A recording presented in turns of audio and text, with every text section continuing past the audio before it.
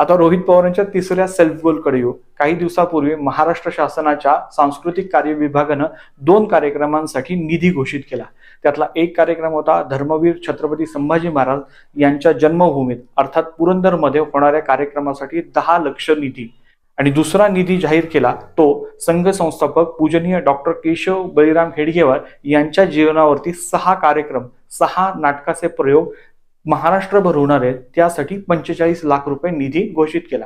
आता रोहित पवारांना संघाचं नाव आलं की विरोधाची कावीळ उठणार हे अगदी स्वाभाविक आहे. त्याप्रमाणे त्यांनी त्यांच्या विचारधारेला धरून एक पोस्ट केली आणि त्याच्यात ते म्हणले, सरकार संघाची विचारधारा जी लोकांना मान्य नाहीये ती थोपण्याचा प्रयत्न करत आहे. आता मित्रांनो, राष्ट्रीय स्वयंसेवक संघ गेली 100 वर्ष देशभरामध्ये काम करतोय.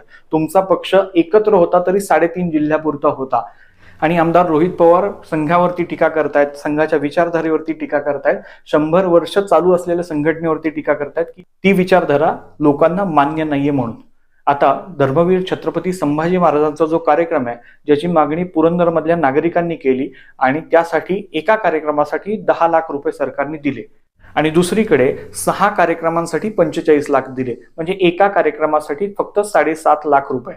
पण रोहित पवारांना हे काही बघायचं नव्हतं किंवा बघून सुद्धा त्यांना त्याच्याकडे डोळेझाक करायची होती आणि त्यांनी त्यांचा एजेंडा रेटण्यासाठी अर्धसत्य लोकांना सांगायला सुरुवात केली. पण स्वाभाविकपणे याही गोल करण्याच्या प्रयत्नात सेल्फ गोल त्यांनी केला